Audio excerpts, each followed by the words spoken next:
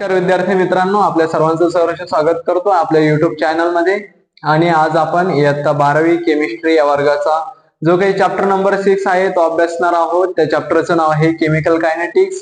हा जो चॅप्टर आहे, आपण जर बोर्ड पेपरचा विचार केला तर हा जो चॅप्टर आहे 6 मार्कला येतो। आपण जर ह्या चॅप्टरची डेफिनेशन वाईज विचार केला तर या चॅप्टरची डेफिनेशन सांगते आपल्याला केमिकल कायनेटिक्सची, the study of rate of chemical reaction and factors affecting the rate of reaction is called as chemical kinetics. आता आपण काय करणार आहोत, केमिकल कायनेटिक्स याच्या डेफिनेशनचा विचार करणार आहोत। त्याच्यानंतर जे काही रिएक्शन फॉर्म होणार आहे त्याचा देखील विचार करणार आहोत। आता जर केमिकल कायनेटिक्सचे डेफिनेशनचा विचार केला तर सहजासहजी ती काही तुम्हाला पेपरला विचारली जाणार नाही, पण आता आपण बघणार आहोत की त्याच्यामध्ये काय काय दिलेलं आहे बघूयात। आता आपण बघूयात, समजा आपल्याला दिली एखादी रिएक्शन, त्याची आपल्याला बघायची आहे फिजिबिलिटी, त्याच्यानंतर आपल्याला बघायचं आहे त्याचा एक्सटेंट, आणि त्याच्यानंतर बघायचं आहे आपल्याला त्याचा रेट। सपोज एखादी हायपोथेटिकल रिएक्शन कन्सिडर करूया। आपल्याला दिले एखादी reaction A + B gives C। आता समजा ही जी रिएक्शन आहे ती समजा रिएक्शन घडणार आहे की नाही, आता आपल्याला कसं कळणार, आपल्याला पहिल्यांदा बघावं लागेल त्याची फिजिबिलिटी बघावं लागेल। फिजिबिलिटी बघितल्यानंतर जर आपल्याला कळलं याची रिएक्शन होणार आहे, रिएक्शन झाल्यानंतर आपल्याला बघावं लागेल त्याचं एक्सटेंट किती। एक्सटेंट किती म्हणजे काय, किती पर्सेंट मध्ये होणार आहे, 70% होणार आहे किंवा 80% होणार आहे किंवा 40% होणार आहे। त्याचा एक्सटेंट बघितल्यानंतर आपल्याला त्याचा रेट बघावं लागेल, त्याचा रेट स्लो आहे की त्याचा रेट फास्ट आहे की त्याचा रेट मॉडरेट आहे। जर आपल्याला रिएक्शन कन्सिडर करायच्या तर या 3 गोष्टीचा विचार करायचा आहे। पहिल्यांदा त्याची फिजिबिलिटी चेक करायची, रिएक्शन घडणार आहे की नाही। जर आपल्याला कळलं की नाही का फिजिबिलिटी म्हणजे रिएक्शन घडणार आहे, तर आपण नेक्स्ट स्टेपचा विचार करू शकतो। नेक्स्ट स्टेप आहे एक्सटेंट। एक्सटेंट मध्ये आपल्याला काय बघायचंय, ती जी रिएक्शन आहे ती किती पर्सेंट होणार आहे, 70 होणार आहे, 50 होणार आहे, 60 होणार आहे, 80 होणार आहे किंवा 40 होणार आहे। आणि शेवटी बघायचंय ती जी रेट आहे तिचा जो स्पीड आहे तो कसा आहे, स्लो आहे, फास्ट आहे किंवा मॉडरेट आहे। आता आपण बघूयात एक रिएक्शन कन्सिडर करूया। For example A + B gives C। आता जर आपण ह्या एरोचा विचार केला तर ह्या एरोच्या लेफ्ट हँड साइडला जे असतात ते सगळे आपले काय असतात, रिएक्टंट, आणि एरोच्या राईट साइडला असणारे जे काय आहेत ते कोण आहेत, प्रोडक्ट। आणि कधी पण लक्षात ठेवायचं विद्यार्थी मित्रांनो, जे काही रिएक्टंट असतात ते पॉझिटिव्ह साइनने रिप्रेझेंट होतात आणि जे काही प्रोडक्ट असतात ते निगेटिव्ह साइनने रिप्रेझेंट होतात। आता आपण ह्या रिएक्शनचा जो काही फिजिबिलिटी, एक्सटेंट आणि जो काही रेट आहे तो बघूयात। आता बघूयात ही जी रिएक्शन आहे त्याच्यामध्ये जो काही रिएक्टंट दिलेला आहे, प्रोडक्ट दिलेला आहे, त्याच्यामध्ये जे काही आपल्याला रिएक्शन घडवून आणायची ती कशी होती। जर आपण इनिशियल टाइमचा विचार केला, म्हणजे स्टार्टिंगला इनिशियल टाइमचा जर विचार केला, समजा आपला जो रिएक्टंट आहे, रिएक्टंट जर 100% आहे, रिएक्टंट किती आहे 100%, आणि प्रोडक्ट किती असणार आहे आपला 0%, म्हणजे रिएक्टंट 100 आहे आणि प्रोडक्ट काय 0% आहे। आपण जर आफ्टर सम टाइम विचार केला, जर थोड्या वेळानंतर आफ्टर सम टाइम आपली जी रिएक्शन आहे ती होती 80%, म्हणजे रिएक्टंटचा जो स्पीड आहे तो किती 80%, आणि जो काही प्रोडक्ट आहे तो किती पर्सेंट आहे 20%। अजून थोड्या वेळाने जर आपण विचार केला after some more time, after some more time आणखी थोड्या वेळाने जर विचार केला तर आपला हा जो रिएक्टंट आहे तो आहे 60%, आणि जो काही प्रोडक्ट आहे तो किती पर्सेंट आहे 40%। केमिकल कायनेटिक्सची डेफिनेशन तेच सांगत आहे आपल्याला की रिएक्टंट कन्झ्युम होत जातात आणि प्रोडक्ट फॉर्म होत जातात। रिएक्टंटचं जे कॉन्सन्ट्रेशन आहे ते डिक्रीज होत जातंय आणि प्रोडक्टचं जे कॉन्सन्ट्रेशन आहे ते काय होत जातंय, इन्क्रीज होत जातंय। आता हे सगळं कॉन्सन्ट्रेशन दिलेलं आहे। आपण जर इनिशियल टाइमला विचार केला तर जो रिएक्टंट आहे तो किती 100%, प्रोडक्ट किती आहे 0%। आपण जर थोड्या वेळानंतर विचार केला, थोड्या टाइमानंतर, तर आपला जो रिएक्टंट आहे तो 80% आणि जो काही प्रोडक्ट आहे तो आहे 20%। अजून थोड्या वेळानंतरचा विचार केला तर आपला जो काही रिएक्टंट आहे तो आहे 60% आणि जो काही प्रोडक्ट आहे तो किती पर्सेंट आहे 40%। याचाच अर्थ काय होतो की रिएक्टंट कन्झ्युम होत जातात, प्रोडक्ट फॉर्म होत जातात, रिएक्टंटचे जे कॉन्सन्ट्रेशन आहे ते डिक्रीज होत जातात आणि प्रोडक्टचं जे काही कॉन्सन्ट्रेशन आहे ते काय होत जातंय, इन्क्रीज होत जातंय। जर तुम्हाला याचा स्क्रीनशॉट घ्यायचा असेल तर तुम्ही घेऊ शकता, मी थोडं बाजूला होतो। तर विद्यार्थी मित्रांनो, आताच आपण बघितलं की रेट ऑफ रिएक्शन म्हणजे काय। रेट ऑफ रिएक्शन म्हणजे काय, हा जो रेट ऑफ रिएक्शन आहे तो आपल्याला काय एक्सप्लेन करतो की it explain how rapidly reactants are consume. म्हणजे आताच मी सांगितलं रिएक्टंट काय होत जातात, कन्झ्युम होत जातात, आणि जे प्रोडक्ट आहेत ते काय होत जातात, फॉर्म होत जातात. हे आपल्याला रेट ऑफ रिएक्शन काय एक्सप्लेन करतोय की रिएक्टंट कन्झ्युम होत जातात आणि जे प्रोडक्ट आहेत ते काय होत जातात, फॉर्म होत जातात. आणि जर आपण रेट ऑफ रिएक्शनचा विचार केला, रेट ऑफ रिएक्शन जर पेपरमध्ये विचार केला आपण रेट ऑफ रिएक्शन, तर कधी पण लक्षात ठेवा जे बोर्ड मेंबर आहेत ते तुम्हाला रिएक्टंट किंवा प्रोडक्ट असं काही पेपरमध्ये विचारलं जाणार, तर ते तुम्हाला याच्या जागेवरती विचारतील रेट ऑफ डिसअपिअरन्स. काय विचारलं जाणार आहे, रेट ऑफ डिसअपिअरन्स.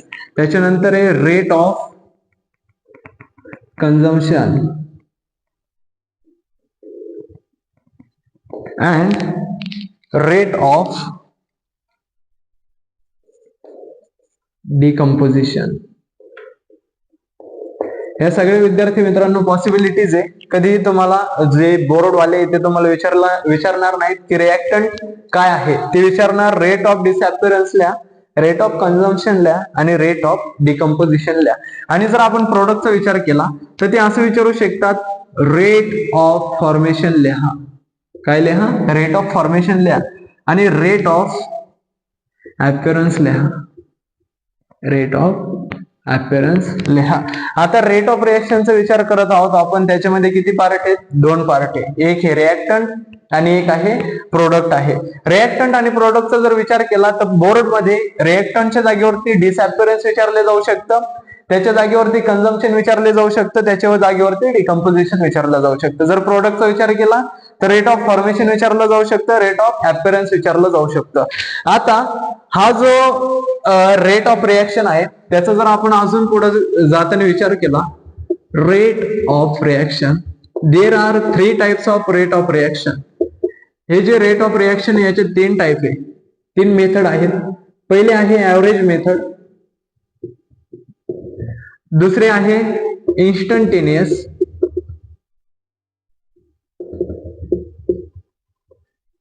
रेट मेथड आणि तिसरी जी आहे ती आहे रेट लॉ. तर आपण रेट ऑफ रिएक्शन पुढच्या 3 मेथडने सॉल्व्ह करणार आहोत. पहिले आहे ऍव्हरेज मेथड, दुसरी आहे इन्स्टंटेनियस रेट मेथड आणि तिसरी आहे रेट लॉ. आणि कधी पण लक्षात ठेवायचं विद्यार्थी मित्रांनो, ऍव्हरेज मेथड ही क्वेश्चन पेपर मध्ये विचारली जाणार नाही, पण ती का बरं विचारली जाणार नाही ते आपण डिस्कस करणार आहोत. इन्स्टंटेनियस मेथड ही विचारली जाते पण थोडीफार प्रमाणात विचारली जाते. आणि जर आपण रेट लॉचा विचार केला तर हा जो रेट लॉ आहे तो दरवर्षी विचारला जातो आणि भरभरून विचारला जातोय, याचं काही टेन्शन घ्यायचं नाही. रेट ऑफ रिएक्शन मध्ये 3 मेथड यूज होतात, ऍव्हरेज मेथड, इन्स्टंटेनियस मेथड आणि तिसरी rate law method. Average method कधीही विचारली जात नाही, पण का बरं विचारली जात नाही ते आपण बघूया. इन्स्टंटेनियस रेट मेथड ही विचारली जाते आणि रेट लॉ मेथड ही विचारली जाते. जर तुम्हाला ह्या पार्टचा स्क्रीनशॉट घ्यायचा असेल तर घेऊ शकता, मी थोडं बाजूला. आताच आपण बघितलं विद्यार्थी मित्रांनो की रेट ऑफ रिएक्शन म्हणजे काय. आता आपण ते जे रेट ऑफ रिएक्शनचे 3 मेथड आहेत ते आपण डिस्कस करणार आहोत. त्याच्यापैकी पहिली मेथड आहे ऍव्हरेज मेथड, पण ही जी काय ऍव्हरेज मेथड आहे ती काय पेपरला विचारली जाणार नाही. इन्स्टंटेनियस मेथड विचारली जाणार, रेट लॉ मेथड यूज करणार आहे ती विचारली जाणार आहे. पण ही का बरं विचारली जात नाही ते आपण डिस्कस करूया. आपण जर ऍव्हरेज मेथडचा विचार केला डेफिनेशन वाईज, तर याची डेफिनेशन सांगते according to average method the rate of reaction is equal to the change of concentration of reactant or product divided by the time interval over which change occurs. आता जर तुम्हाला मी definition समजून सांगायला गेलो तर तुम्हाला ती डेफिनेशन काही समजणार नाही. त्याच्यापेक्षा आपण डायरेक्टली जे काही रेट ऑफ रिएक्शन याच्याद्वारे कसं बनते ते बघूयात. आता जर ऍव्हरेज मेथडचा यूज केला रेट ऑफ रिएक्शन लिहिण्यासाठी, तर हा जो डेल्टा दिलेला आहे ना, हा जो डेल्टा दिलेला आहे, हा डेल्टा इथं चेन साठी वापरलेला आहे. प्रत्येक ठिकाणी वेगवेगळ्या कामासाठी डेल्टा वापरला जातोय. डेल्टा इथं कशासाठी दिलेला आहे, डेल्टा चेन साठी दिलेला आहे. आता इथं काय सांगितलंय, रेट ऑफ रिएक्शन लिहायची युजिंग ऍव्हरेज मेथड लिहायची, तर इथं सांगितलंय change in concentration upon change in time. इथं प्रत्येक जी रिएक्शन दिलेलं त्याचं रिएक्टंटचं प्रोडक्टचं कॉन्सन्ट्रेशन बघायचंय, आपण काय करायचंय चेंज इन टाइम.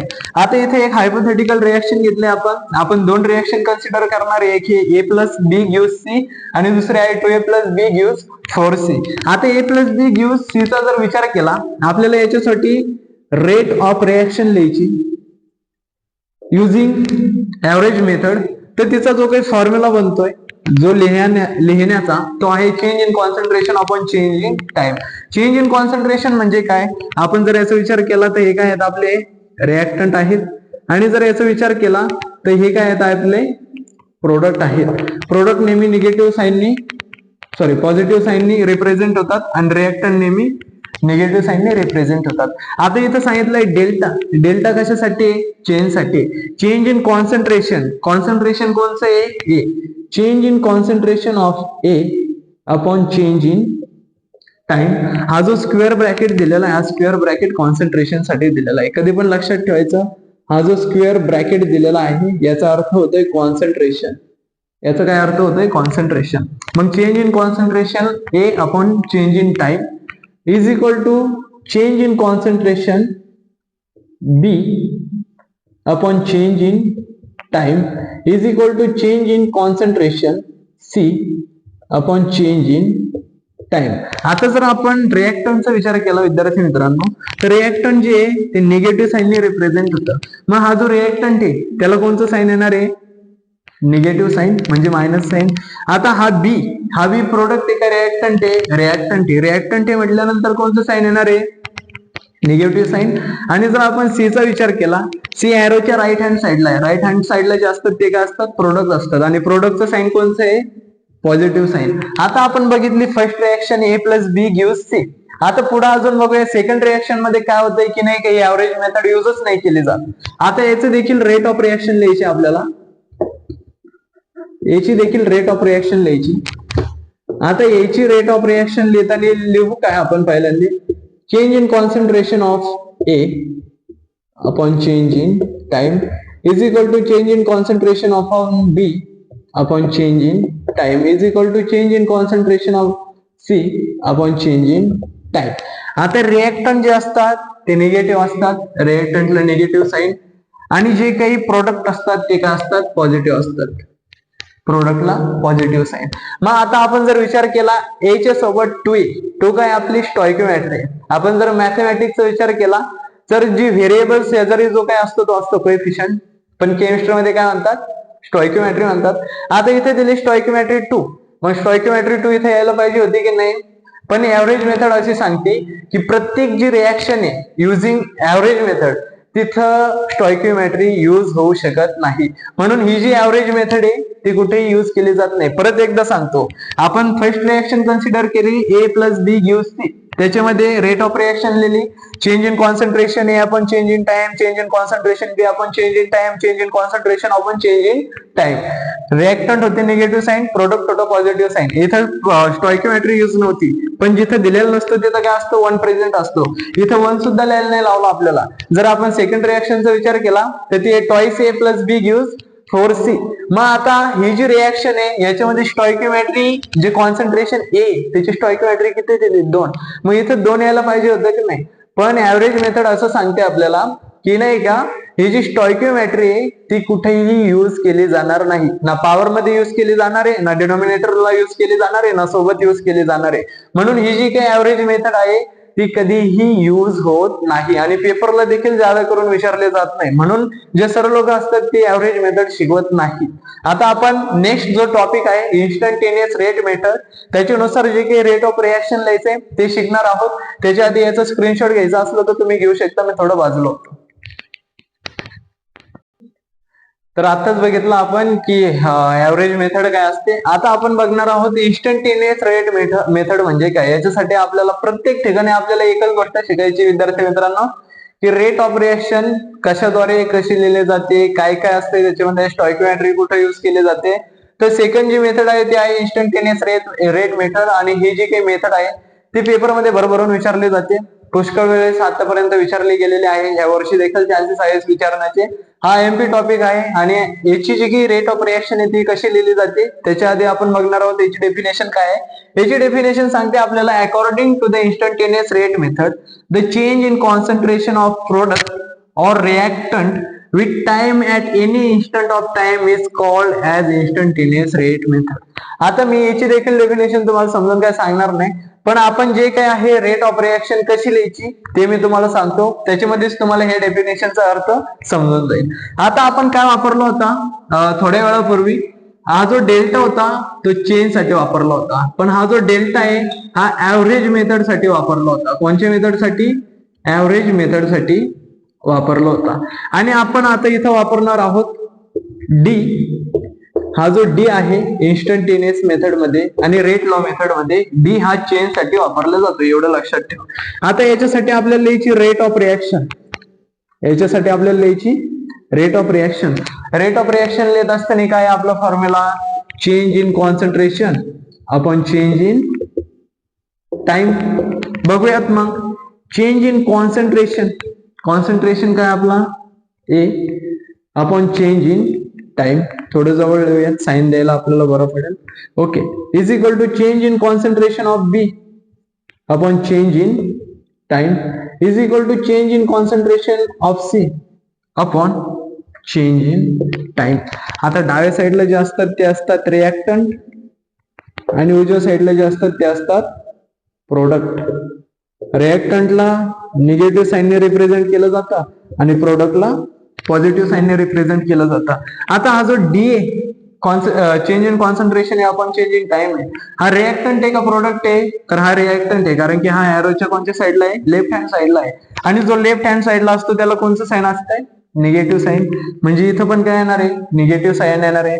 त्याच्यानंतर हा जो बी, हा बी काय आहे? रिएक्टंट आहे. रिएक्टंटला कोणतं साईन? Negative sine. त्याच्यानंतर हा जो सी आहे, हा सी काय आहे? प्रोडक्ट आहे. प्रोडक्टला कोणतं साईन आहे आपलं? पॉझिटिव्ह साईन आहे. आता याच्यासोबत स्टॉइकियोमेट्री दिली आहे का? तर याच्यासोबत स्टॉइकियोमेट्री दिली नाही. म्हणजे बुक मध्ये पण स्टॉइकियोमेट्री दिली नाही असं नाही, तर याच्यासोबत दिला नाही म्हणजे किती किती आहे प्रेझेंट? तिथं प्रत्येक ठिकाणी 1 प्रेझेंट असतो, ज्याच्यासोबत कोणी प्रेझेंट नसतो. मॅथमॅटिक्स मध्ये देखील, फिजिक्स मध्ये देखील आणि केमिस्ट्री मध्ये देखील त्याच्यासोबत किती प्रेझेंट आहे? 1 प्रेझेंट आहे. आता याची स्टॉइकियोमेट्री आपण अशी लिहिणार आहे 1/1, कारण की हा जो 1 आहे तो खाली जातोय. त्याच्यानंतर याची स्टॉइकियोमेट्री अशी आणि याची स्टॉइकियोमेट्री अशी.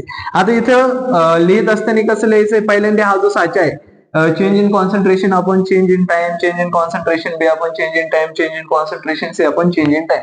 हा जो साचा आहे पहिल्यांदा ऍज इट इज फिट करून घ्यायचा आहे. त्याच्यानंतर जे साइन आहे ते द्यायचंय आणि त्याच्यानंतर जी काही स्टॉइकियोमेट्री युज होईल ती देखील तेथे लिहायची आहे.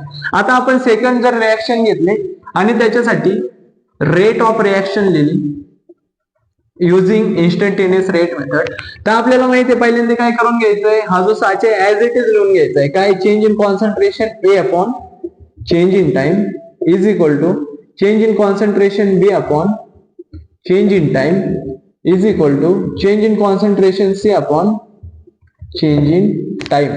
आता हे जे दोन ते काय आहेत? एरोच्या लेफ्ट हँड साईडला आहे ऑफकोर्स हे काय आहेत? रिएक्टंट. आणि हे जे एरोच्या राईट हँड साईडला हे काय आहेत? प्रोडक्ट आहेत. आता रिएक्टंटला कोणत्या साईनने रिप्रेझेंट केलं जातं? निगेटिव्ह. प्रोडक्टला कोणत्या साईनने? पॉझिटिव्ह साईनने.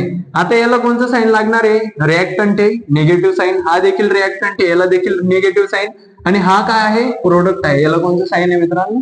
पॉझिटिव्ह साईन आहे. आता याच्यासोबत दिला नाही म्हणजे किती प्रेझेंट आहे? 1 प्रेझेंट आहे.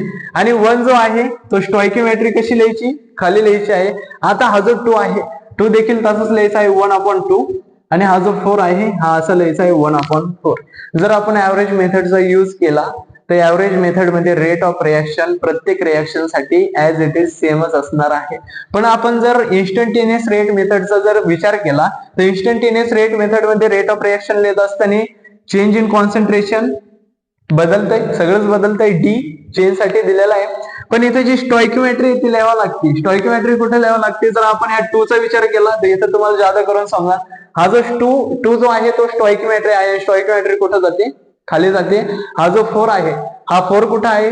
खाली जाणार आहे. तो देखील प्रोडक्ट आहे. प्रोडक्टला पॉझिटिव्ह साईनने आणि जे काही रिएक्टंट आहेत त्यांना निगेटिव्ह साईनने रिप्रेझेंट केलं जातं. जर तुम्हाला याचा स्क्रीनशॉट घ्यायचा असेल तर घेऊ शकता. आपण नेक्स्ट टॉपिक कडे वळणार आहे. त्या टॉपिकचं नाव आहे graphical representation with respect to instantaneous rate method. मी थोडं बाजूला होतो.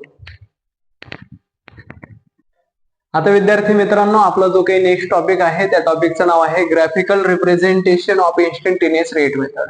आतापर्यंत आपण जे काही शिकलेलो आहे, जे काही रिएक्शन शिकलो, ऍव्हरेज मेथड शिकलो, त्याच्यानंतर इन्स्टंटेनियस रेट मेथड शिकलेलो आहे. आणि आता जो काही आजचा शेवटचा टॉपिक आहे तो आहे graphical representation of instantaneous rate method.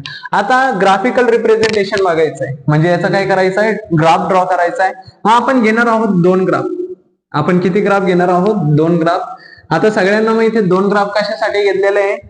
एक ग्राफ घेतलाय रिएक्टंटच्या कॉन्सन्ट्रेशन साठी आणि एक ग्राफ घेतलाय प्रोडक्टच्या कॉन्सन्ट्रेशन साठी. ओके. आणि खाली विथ रिस्पेक्ट टू टाइम म्हणजेच टी येणार आहे. इथे देखील टाइम येणार आहे म्हणजेच काय येणार आहे, टी येणार आहे. आतापर्यंत मी तुम्हाला समजून सांगितलं जे काही रिएक्टंट असतात ते निगेटिव्ह साईनने रिप्रेझेंट होतात, जे काही प्रोडक्ट असतात ते पॉझिटिव्ह साईनने रिप्रेझेंट होतात. रिएक्टंट कंझ्युम होत जातात, प्रोडक्ट फॉर्म होत जातात. रिएक्टंट डिक्रीज होत जातात आणि प्रोडक्ट इन्क्रीज होत जातात. आता जो काही ग्राफ ड्रॉ करायचा आहे तो रिएक्टंटचं पण कॉन्सन्ट्रेशन ड्रॉ करायचंय, प्रोडक्टचं पण कॉन्सन्ट्रेशन ड्रॉ करायचंय, त्याच्यावरती स्लोप आला पाहिजे, त्याचा कर्व आला पाहिजे. आता मी याच्यासाठी लिहिलंय रिएक्टंट आणि प्रोडक्टचं. रिएक्टंटला कोणतं साईन आहे? निगेटिव्ह साईन आहे. म्हणजे ते काय होत जातात, कंझ्युम कमी होत जातात, डिक्रीज होत जातात, कमीच होत जातात. ते कमी होत जातात म्हणजे आपण जर याचा जर ग्राफ ड्रॉ केला तर हा जो कर्व आहे तो कसा येणार आहे, खाली येणार आहे. कारण की रिएक्टंट कसे होत जातात, कंझ्युम होत जातात, त्यांचं कॉन्सन्ट्रेशन डिक्रीज होत जात आहे. आता आपण ह्या कर्वचा विचार केला तर हा जो कर्व आहे आपल्याला खाली जाताना दिसतोय, कारण की तो रिएक्टंटचं कॉन्सन्ट्रेशन कमी होताना दाखवतोय, डिक्रीज होताना दाखवतोय. आता आपण जर प्रोडक्टच्या कॉन्सन्ट्रेशनचा विचार केला तर प्रोडक्ट काय होत जातात, फॉर्म होत जातात आणि त्यांचे जे कॉन्सन्ट्रेशन आहे ते काय होत जात आहे, इन्क्रीज होत जात आहे. आता इन्क्रीज होत जातं म्हटल्यानंतर याचा जो ग्राफ आहे तो कसा तयार होणार आहे, असं तयार होणार आहे. म्हणजेच आपल्याला हा जो कर्व आहे तो वरती जाताना दिसतोय. म्हणजे प्रोडक्टचं जे कॉन्सन्ट्रेशन आहे ते इन्क्रीज होत आहे आणि प्रोडक्ट फॉर्म होत जातात. म्हणजे प्लस साईन ऑफकोर्स तिथंच लागणार आहे. त्याच्यानंतर आता आपण इथं ड्रॉ करूया टँजंट. इथं टँजंट ड्रॉ केलेला आहे. टँजंट हा स्लोप साठी आहे. स्लोप म्हणजे कर्वचा जो काही स्लोप आहे त्याच्यासाठी टँजंट ड्रॉ केलेला आहे. आणि इथे देखील आपण एक टँजंट ड्रॉ करूयात. हा टँजंट देखील स्लोपच्या कर्व साठी ड्रॉ केलेला आहे. तर विद्यार्थी मित्रांनो, आज आपण जे काही शिकलेलो आहोत ते आहे average method, instantaneous method, graphical representation with using instantaneous rate method. पुढच्या लेक्चर मध्ये आपण रेट लॉ मेथड घेऊन येणार आहोत, त्याद्वारे रेट ऑफ रिएक्शन कशी लिहायची हे देखील शिकणार आहोत. जर तुम्हाला आजचा हा व्हिडिओ आवडला आहे तर ह्या व्हिडिओला लाईक करा, शेअर करा, सबस्क्राईब करा. आणि जे काही तुमचे गरजू विद्यार्थी असतील ज्यांना मराठीतून केमिस्ट्री हा सब्जेक्ट शिकवायची इच्छा आहे पण त्यांच्यापर्यंत मराठीतून काही जात नाही तर तुम्ही त्यांच्यापर्यंत शेअर करा. धन्यवाद.